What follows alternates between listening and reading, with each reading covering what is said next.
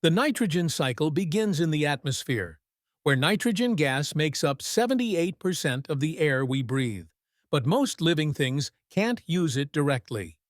Nature converts nitrogen into usable forms through lightning strikes and special bacteria in the soil that can fix nitrogen into compounds plants can use.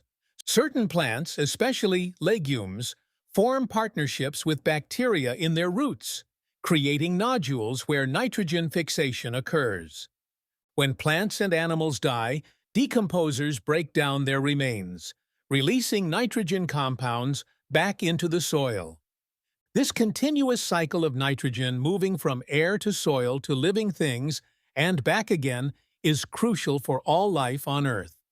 The health of entire ecosystems depends on this delicate balance of nitrogen movement and transformation.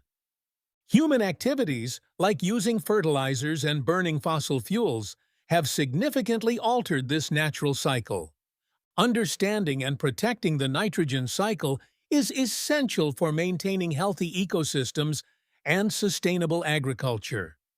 This invisible but vital cycle connects all living things in an endless dance of nutrient exchange and renewal.